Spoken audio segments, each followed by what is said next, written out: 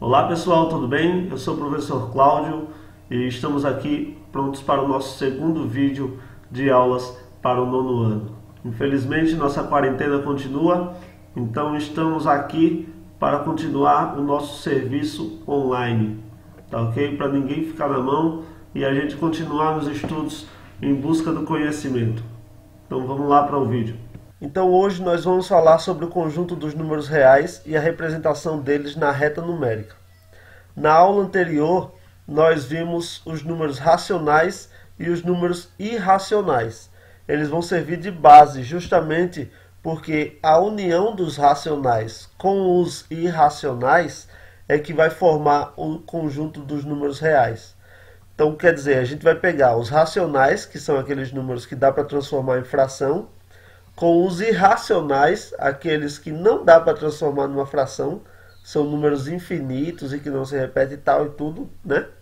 A gente vai juntar tudo isso num bolo só, e aí esse bolo é chamado de conjunto dos números reais. É o que eu costumo dizer, é o vale tudo. Então a gente não vai poder mais parar uma conta por conta que o resultado está ou não está no conjunto. Então, a partir de agora, a gente vai fazer todo tipo de conta, com raízes exatas, com raízes não exatas, com número decimal, com número positivo, negativo, com dízima periódica, enfim. A partir de agora, a gente vai usar todo o conhecimento dos números reais, certo?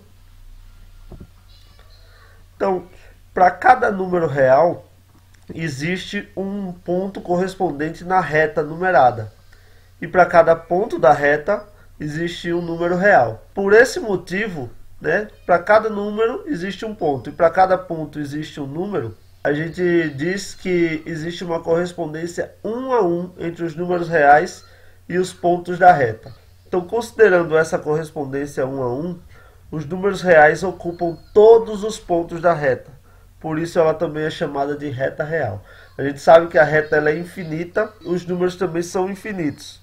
Só que quando a gente via só os números inteiros, eles eram infinitos, mas espaçados, um longe do outro. 0, 1. Entre o 0 e o 1, nós já vimos que existem infinitos números. Númerozinhos pequenos, meio, 0,1, 0,01, 0,0001. Ou seja, infinitos números entre 0 e 1. Então quer dizer, os números inteiros eles não estavam em todo lugar da reta. Tinha ali um espaço no meio que não tinha número. Esses espaços são preenchidos agora com todos os números reais.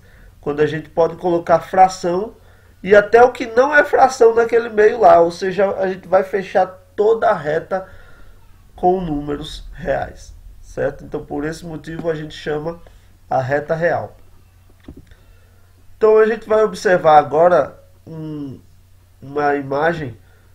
Obviamente, eu não preenchi ela inteiro, mas só para a gente ter noção que a gente pode colocar em qualquer canto aí.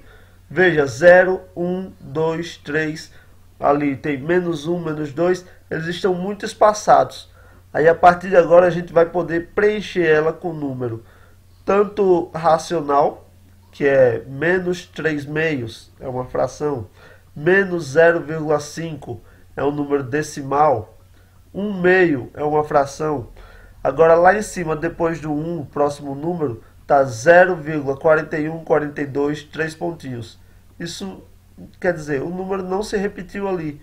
Então ele quis colocar ali um número irracional, um número infinito que não se repete. E ele está logo ali depois dele, foi colocado 1,5.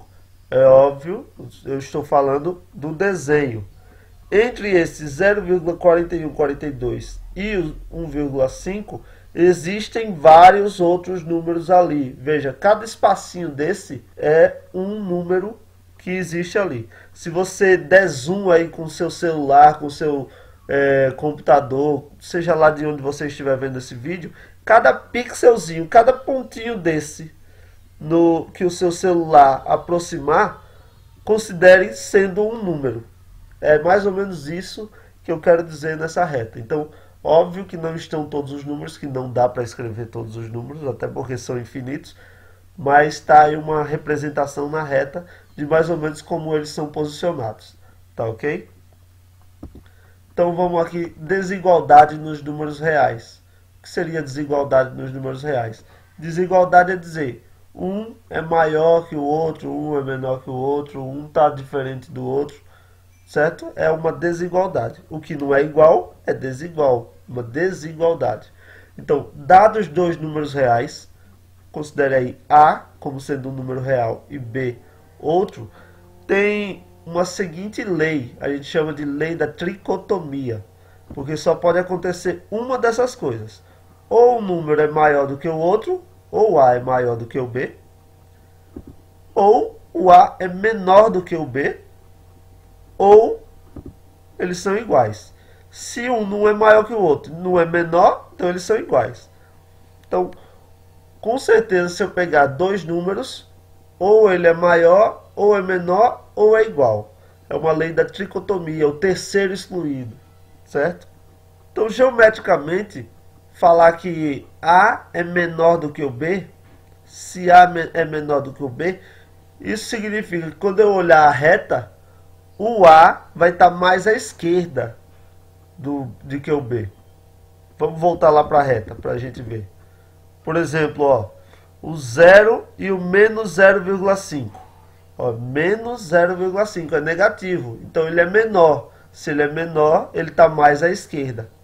O 0 é um número neutro, ele não é nem positivo nem é negativo, então ele está na frente de todos os negativos, então ele está mais à direita de todos esses números negativos, certo? Então geometricamente quer dizer isso, quando o número é menor, quanto menor ele é, mais à esquerda nessa reta ele vai aparecer. Por exemplo, menos 2, ele é menor do que menos 1, por isso que ele está bem mais à esquerda do que o menos 1, tá ok? Da mesma maneira, o contrário também. Se o número é maior do que o outro, então quer dizer que ele vai estar mais à direita. O 3 é o maior de... Não é o maior de todos. O π é o maior, que é 3,1415. Então é o maior de todos, se a gente olhar aí. Por isso que o π nessa figura é o número que está mais à direita de todos, certo? Quanto maior, mais à direita ele é posicionado. Quanto menor, mais à esquerda. Então, analisando agora aritmeticamente. Aritmeticamente é em forma de cálculo, certo? Forma de número mesmo, tá bom? Então, analisando aqui. 2,195 é menor que 3,028. Por que o 2,195 é menor? Alguém sabe? Quem aí pensou que é porque 2 é menor do que 3, está obviamente correto. Então a primeira coisa que a gente analisa quando a gente tem números com vírgula, pode ser decimal, pode ser dízima periódica ou pode ser irracional. Se tiver na forma de número com vírgula aí, primeira coisa que a gente analisa é a parte inteira, o que tem antes da vírgula. No caso aí, 2 e 3.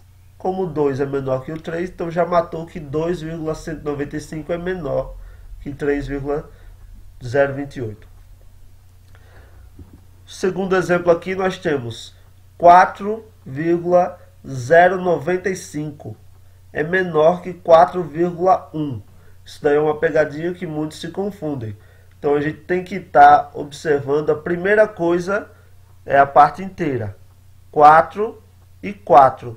Os números que tem antes da vírgula dos dois lados. 4 e 4 é igual. Então a gente vai analisar uma a uma as casas após a vírgula. A primeira casa depois da vírgula no primeiro número é 0. E a primeira casa após a vírgula do segundo número é 1. Então 1 é maior que 0.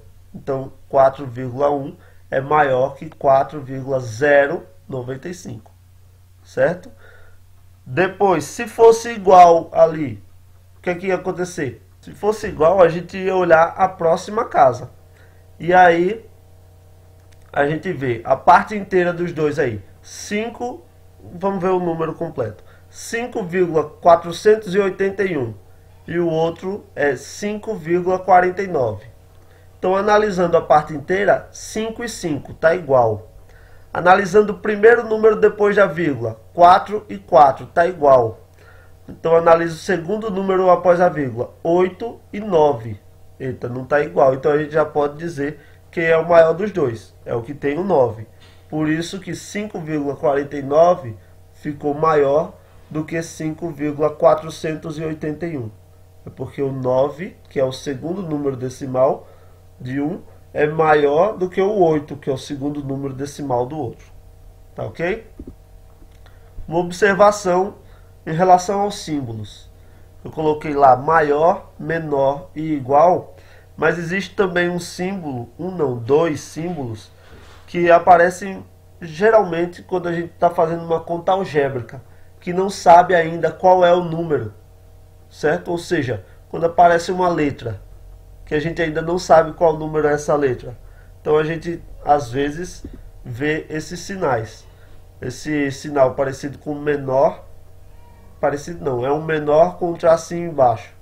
Então ele significa que é menor ou igual, certo? Indica que o número ele é menor ou pode ser também igual ao outro. Então, como o número pode ser menor ou igual? Ou ele é menor ou é igual, né? É verdade. Só que quando eu ainda não sei que número é esse, aí sim, eu posso criar essa dúvida, porque eu ainda não sei que número é. Da mesma maneira, pode ser maior ou igual. Tá certo? Vamos ver um exemplo? Escreva 3 números que pertencem ao conjunto aí, ó. X é menor ou igual a 3. Que x seja um número real, tá? Então, como eu não sei ainda que número é x, eu posso usar menor ou igual a 3. Então, quando eu falo que pode ser menor ou igual, então pode ser igual. Então pode ser o próprio 3. Pode ser maior? Não, não pode ser maior. Ou é igual ou menor. De igual de 3 para baixo. Então 3, 2,5 menos 10. Qualquer número negativo também é menor que 3. Então tá aí 3 números. Poderia ser infinitos números. Qualquer número menor que 3 estaria valendo para esse exemplo aí. Beleza? Então esses sinais de maior ou igual, menor ou igual, eles são utilizados quando a gente tem letras envolvidas, ou seja, séries algébricas. Então, como sempre, para finalizar, vamos para a nossa atividade. Vocês vão printar a tela, né, como de costume, copiar essas duas questõezinhas aí, bem facinho, tá bem facinho hoje, tá bem suave, suave na nave, de boa na lagoa. Vão copiar no caderno, responder, mandar aquela foto massa por aquela rede social que nós nos comunicamos normalmente, tá certo? E é isso aí. Então por hoje tá bem facinho. Espero vocês no próximo vídeo também. Um beijinho, um abraço. Deixa o like aí, se inscreve aí no canal, tá? Só para fazer a média. E é isso aí. Valeu, galera. Até mais.